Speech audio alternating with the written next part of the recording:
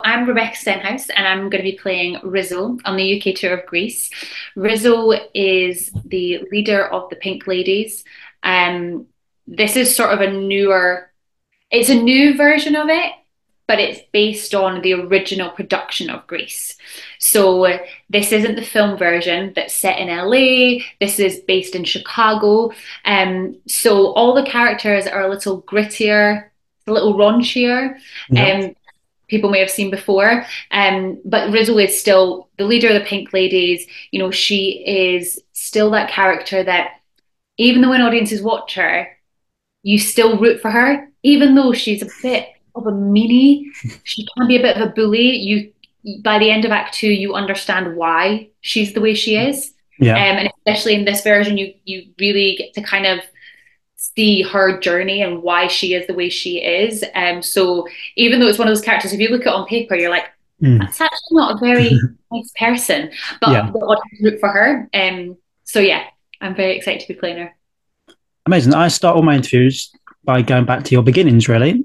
Where did your kind of arts career begin? My arts career. So I am from Edinburgh, and I trained at the MJ Academy of Performing Arts. I only did a year there, so I was there from the age of 16 to 17, and Yeah. I graduated musical theatre college at 17. So I was very young going into the industry, and I mean, I'd always danced and been in drama and everything as a kid, but professionally started at 17 and started by going on tour in Germany. Um, I went and lived in Japan for 2 years. So I really started in Edinburgh, but then my professional career started when I was 17. Were there any kind of standout people or performances when you were younger that kind of thought, oh, that's what I want to do? Yeah, so I remember when I was a kid, we were very lucky in Edinburgh because all of the big tours would come through Edinburgh. Which is ironic because we were going to Edinburgh with Greece. Yes. But I remember specifically going to see, as a young child, going to see Annie. And I remember watching that cast of Annie and the girl playing Annie, thinking, I want to do that. That's Yeah. exactly where I want to be. I want to be on that stage. I want to play Annie. Um, but I also remember, and this is, I promise you, this isn't because I'm doing Greece, but I Yeah. remember my mum and my grandmother taking me to see Greece at the Edinburgh Playhouse, which is so full circle because that's where we were doing it. Yeah. Remember going to see that. I can't remember what age I was. I was actually quite young. But I remember that watching. So I watched Annie and saw the kids, but then I remember seeing that, and I wasn't any older at this point, but I remember watching it and going, I want to be on that stage. That's just where I want to be. And I didn't necessarily have any specific person that I like saw. It was just the entire production of everything. I just wanted to be a part of it. Yes. And this is obviously not your first time in Greece. I know it was a different production, but No, then, I've done this is my third well, production. Yeah. yeah. And they're all actually not the what people would say the original, but again, the original was actually Yeah. in Chicago, Yeah. all those years ago. So yeah, I did the arena tour of Greece, which was called Greece Arena Spectacular back in 2013. And that was very much, it was Greece set in 2013, I think it was at the time. So it was a much more modern take on it. And I did Greece on Royal Caribbean. I was actually the first cast of Greece on there, and I played Marty. Yeah. Um, and it was still through David Ian Productions, who did the other version of it. And yeah, so I've done it. It's my third time. I've done Sandy, I've done Marty, and now I've done Rizzo. Now, what kind of brings you back to this story in particular? It is one of those timeless pieces. I think there's iconic songs in it that I remember singing these songs when I was 6, 7 years old. Yeah. Obviously, I didn't understand some of the lyrics, Yeah. you know, when you look at the choice words that are used. Um, but, Hopelessly Devoted, I used to sing it when I was 6 years old. And I think it's one of those pieces that it transcends time. Yeah. So while it's set in the 50s, there is still so much of it in the story that is relevant today, whether it's feminist issues, misogynistic sort of views on things. it's all still relevant. And I think coming back to it, I'm so excited to work on kind of this fresh take that Nikolai and Arlene have done on it, um, because it's kind of going back to the roots of these characters and where they actually come from, where they started. I mean, of course, the 1978 film was amazing. I like, Yeah. everybody loved it. But going back to sort of where it started, I mean, it was in Broadway in 1972. That's kind of where it originated. And so I am excited to bring audiences a fresh take on it, with it still being the timeless Yeah. sort of classic story that we know and love. And is there kind of that freedom in the fact you are not necessarily having to recreate the film version of it? Yeah, I think what's been really great is we have been allowed to kind of find these characters again. Um, Rizzo, everybody, Stockard Channing was incredible. Oh my Yeah. gosh, she's an icon. But, we're really looking at where these teenagers came from. And it's not as glamorous. Um, I think we're kind of bringing, like I said, for a grittier version of it. And I think in that it's sort of, it's fun and it's a bit sexy. And so I'm kind of, yeah, I'm excited to bring these characters to life in a new way where we're not trying to take away from anything that anybody knows. It's not, a 180. Yeah. It's just, there's just much more of a backstory and much more of like a rooted truth and realness to the characters. Yeah, and I guess suppose you get to explore that more in theatre as film. You kind of don't get that live reaction. Exactly.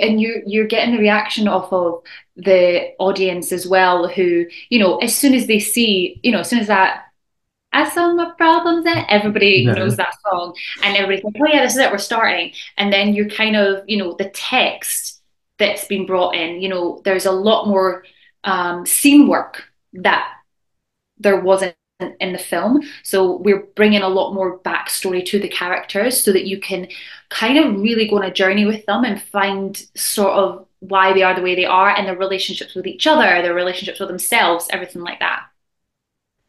And obviously, it's a, dare I say, because I'm Leicester based and I work at the Curve, so I kind of Yeah. a bit biased. But obviously, Yeah. you're working with Nikolai, and I've got to see the kind of original version Yeah. a few years ago now. What's it like Yeah. working with him and obviously Arlene Phillips choreographing? I mean, it is amazing the way they've created this new version of it. Again, we say new, it is the original, but it has got Yeah, fresh take. yeah, yeah, It's it's really amazing watching how they, again, I talk about them stripping it back to what basics was. Arlene was saying to us, she went back into how these kids went to the dance halls. That's how they, we all go to nightclubs and parties, but that's what they did. They went to dance halls and they, found a partner, and you would just dance with a random stranger, but it was, everybody knew these moves. And, especially Nicola and Arlene talked about how they really wanted it to be about teenagers. Because I think prior to the 1950s, you very much just had, you were a child and then you were a young adult getting married. You had to, if you're a man, you go and get a job. Whereas it was the first time it was rock and roll, and there was the first time of exploring that sort of sexuality of just who you are as a teenager. And so I think working with Nicola and Arlene on this has been amazing to, almost get an insight to their brains and see yeah, how they've come up with this concept and see, I mean, I know Arlene won a What's on Stage award in 2023 for the yeah, choreography, because it's really gone back to, when we've been learning hand jive, and it's not just, I mean, obviously it's got to be a big yeah. spectacular thing, but we're learning proper jive choreography. We're learning what it is to actually be with your partner and how you have to lead or you have to follow. And it's the same with the scene work. We are learning how these characters interact with each other, and Nikolai really gets into sort of the base of it and the foundation of, where these characters have come from, the friendships they have, why these have these friendships, rather than just going into a scene and saying, you say this, you say that, you say, it's been amazing sort of working with them on that. Yes, amazing. No biased. I can't be biased, but yeah. It's a very, very good production of it. And then why do you think this story has that lasting appeal to, obviously, I know the songs are iconic, but why do you think this story in particular has that lasting appeal? I think like I said previously, there is something weirdly, it has transcended time in terms of the stories. Um, and that comes with, we're looking at the socioeconomic backgrounds of these kids. They're not coming from the they're lower class, Yeah, and they are just trying to strive for something better. They're trying to, whether it is just being with their friends, it's something that takes them away from their home life. And also, there's something about that boy meets girl yeah, thing that is it's just a classic tale as old as time, I guess. But I think there's the friendships that we can still see in today's society. And like I said before, there's, that misogynistic kind of how men treat women, and that's still relevant today. It's still going on, which is, I know Greece isn't necessarily a show people come and see, yeah, for any sort of political reason, but I think that's why the story is still so relevant and why people come and see it, because they can see themselves in any part of these characters. It doesn't mean, oh, it could be, I'm not Rizzo, but I see a little bit of myself in Rizzo, and I see a little bit of myself in Frenchie, or I see a little bit of myself in Danny Zuko. You can still see either yourself or people that you know today in the yeah, characters back then. I think that's why it's still, again, iconic songs, of course, but there's yeah. still such a classic story that is being told time and time again. I wholeheartedly agree.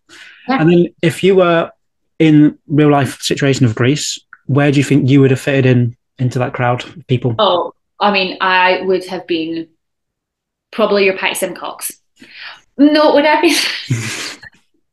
I wasn't not as annoying. I'm not as annoying as Patty Simcox, I would like to Yeah, say. yeah, Again, character of Patty Simcox. But I was very much like into the arts, and I was never in the popular crowd. I was very much just, march to the beat of my own drum, but it was very much like, because I was a theatre kid, and I think that's kind of where I would fit into the Grease world, is being in the cheerleaders, because let's call them sort of the theatre kids of Rydell, and sort of that confident, but not as confident as Patty. But that's where I would have fit in, definitely. yeah. And how do you? And obviously, not you're not opened quite yet. But how do you get into the headspace of a character like Rizzo? I was actually talking about this with a castmate. The thing with Rizzo is she she is so headstrong and she's so confident, but underneath it, there's a lot of cracks, there's a lot of vulnerability. So Yeah, getting into that headspace, it's kind of like I have to almost be overly confident, because I think as actors, we naturally have a little bit of insecurity. I mean, I can't speak on behalf of everyone, of course, yeah, but I think we naturally have a little bit of insecurity because, we're always trying to get someone to hire us to do a job. So there's already that part I've kind of got. yeah, But Rizzo, I just have to like ramp up her confidence, because she truly believes she's untouchable. Again, she isn't, but she gives that out. So getting into that headspace is like, I just have to go on and just believe wholeheartedly I am this character, and she is so headstrong, and she believes everyone in the school is afraid of her and admires her. So it's kind of like building that confidence up. So it's like sometimes I'll probably, I know we're not in shows yet, I'll probably blast some like girl power tunes. That's probably yeah, how I'll yeah. get. It's a good idea. But then, if I were Rizzo in this situation, what would you ask her if you had a chance to ask her a question? That's actually a very good question. What would I ask her? Oh, you really stumped me with that one. What would I ask her? Probably ask her, maybe this is getting a bit too deep into it. I'd ask her what her home life was like. Because I have my own backstory, I've made up my own backstory of it. And Yeah, to Rizzo, I would say, what is your home life like? Because I think that can tell a lot about a person, about how they turn out or how they interact with society. So yeah, very good. that's my question. That's a good question. I have some more. I call them more fun questions, but I don't think they are more fun. They're more Okay. silly. This is the silliest of the questions. I didn't write this question. One of my team wrote this question. Okay, go for it. If you're a biscuit, what biscuit would you be and why? Do you know what? Bloody good question. What Yeah, would I be? Biscuit. See, I could say my favorite biscuit, but I don't think I'd be this biscuit. What would I be if I was a biscuit? Hmm. I think I would be. You know, one of those gold bars. Oh, yeah. Remember those? Because they're Yeah. chocolatey and they're blonde, Yeah. but they've got a crunch inside them, you know? And they're quite a like yummy biscuit. So like, they're quite a crowd pleaser. I'd like to say sometimes I can be, I like to try and be a bit of a people pleaser. But yeah, blonde on the outside, but it's got a little crunch on the inside. Amazing. I generally love the like responses to these questions. Like so interesting to hear what people say. I've got to make it interesting. You're in. And the last one I had was a Jaffa cake. I'm not sure it was a biscuit, so let's not go down that Oh route. yeah, yeah, that's true. Not, is it? It's a cake. Yeah, that's what they kind of went with, but it's controversial. But this is a harder question. If you were Right. stranded on a desert island, you could take three musical theatre soundtracks with you. What would you take? Ooh, three musical theatre soundtracks. Okay, I would take Legally Blonde because it is one of the most fun shows I've ever been in. The character Belle Woods will always have a big special piece of my heart. I did it on the UK tour, and I also did it in Aberystwyth, and that soundtrack, it was the first time that I saw myself so much in a character, even just the things that she had gone through. Um, Not that I've ever tried to get into law school, but Yeah, her similarities of her following a guy and all this kind of stuff that related so much to things in my life, that soundtrack was just, it was my dream show, dream role, and I got to do it also just, I would have that. The second one is, and it's not as well known, but it's Sunshine on Leith. yes, And yeah, yeah, and it's because I am from Leith. I grew up in Leith, and obviously it's a Scottish musical, and it is based in the tiny little part of Edinburgh that I'm from. yeah, So that would be the soundtrack I take, just because it's like home. And the third one, ooh, what would I take? Because the thing is, Greece has got some absolute bangers. yeah. Maybe it would be Greece, and that's ironic because I'm doing Greece, and you would think it was like almost planned that I would say this, but it's not. No, But Legally Blonde is like just the fun, like, oh my God, it's like dreamland. And then Sunshine Only feels like home, but then Greece is just like that iconic. It's actually, they're bangers. yeah, Like, you can play them at a party, you can play a remix in a club, you can play it driving in your car. It fits the role of many things. yes. I'm going to put it out there on this interview that you are the best Elwoods I've seen today. So let's put it out there. It's facts. Oh, I love that role so much.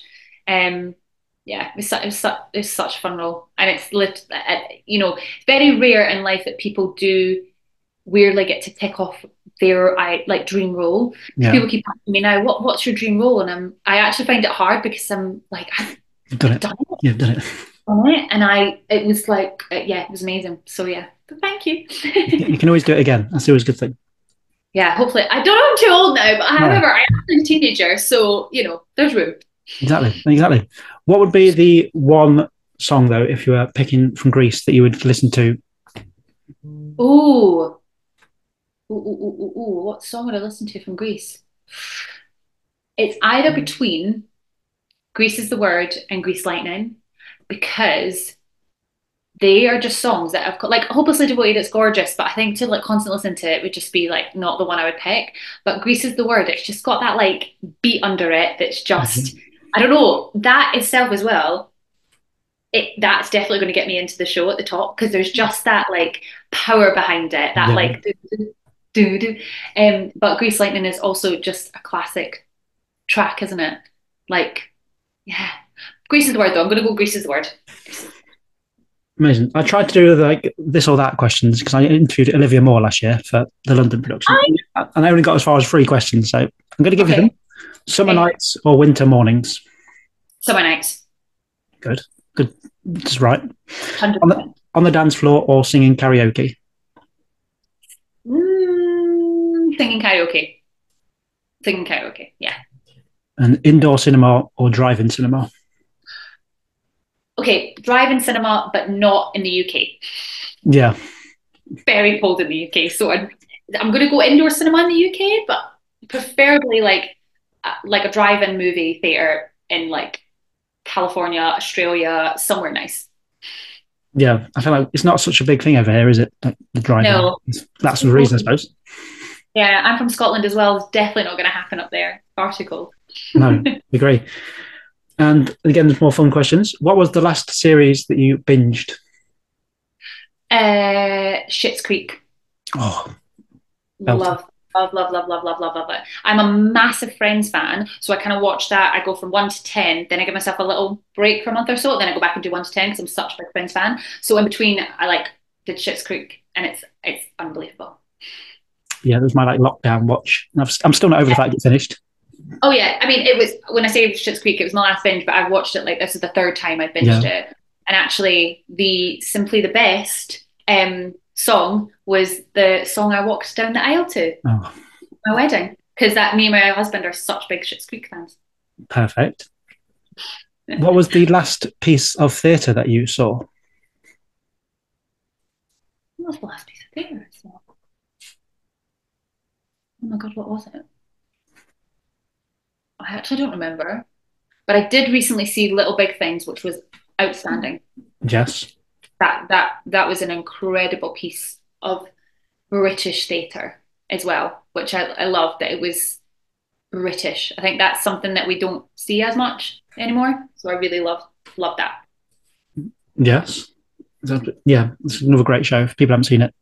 Oh, I mean, it's closed now, but it's they filmed it for Yeah, this gone on National Theatre National Home. Theatre. It's amazing. So good. But then what kind of keeps you inspired in your career? Because when you're obviously having a down moment or things Yeah. ending. What keeps you inspired? Um, it changes from time to time. I think right now what inspired me with Greece was this might sound a bit sentimental here, but as a kid I watched the movie and so I'm doing it for little Yeah. Becca, Yeah. which is so cringy.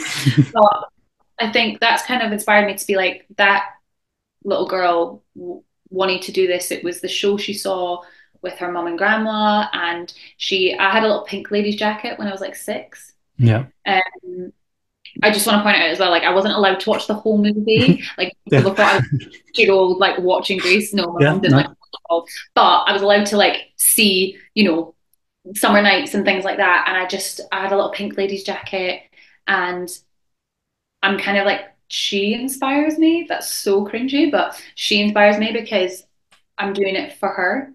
Like she had that dream, and so it's kind of like an inspiration to keep it for her. Because I think we can get lost in doing it for other people. Yeah. And of course it's great for like doing for your family and things like that. But I think we can do it for, the gratification of, I don't know, peers and things like that, which is always lovely. But I think you have to do a lot of it for yourself. And so she's kind of the inspiration to like keep going and keep living the dream. Yeah, that's a lovely like full circle moment. Yeah. And then my final question for you, the big sell. Yeah. Go for it here. Why should anyone come and see Grease the musical? The pressure. Pressure. God, I've got to do this right. Why should they come and see it? It is a much grittier, raunchier, fun production. It has got all the iconic songs. You're going to be up dancing by the end. We've got a mega mix, which is always a reason to come see Grease because the mega mix you can sing along to. And also the choreography is outstanding. The cast are amazing. I promise I'm not just saying that. This cast are incredible. And everyone already, we're in week 2 and everybody's already so incredible. It's actually quite intimidating. But yeah, it's like, wow, it's a lot.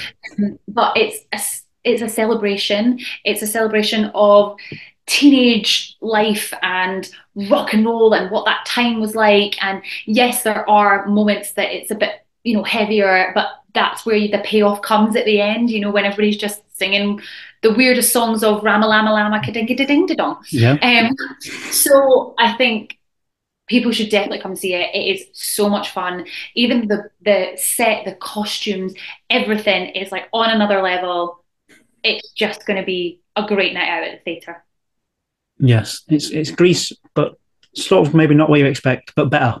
No, yeah. If that makes sense. It is. It's the things you want to see are there.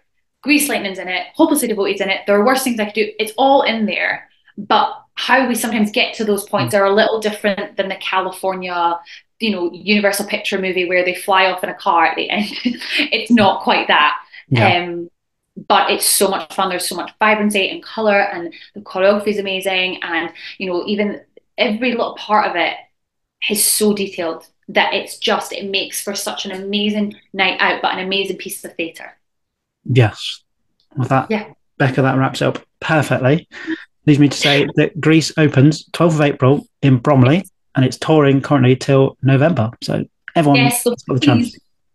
Come see us. We are on, what are we on? I'm just checking my Twitter, right. We're on Instagram at Grease West End. We're on Twitter at Grease oh no, it's not called Twitter anymore. It's called X, isn't it? Yeah, well, it's still Twitter. At Grease_UK. Facebook at Grease Musical UK. Follow us. Come find us. Come see it. It is going to be so much fun.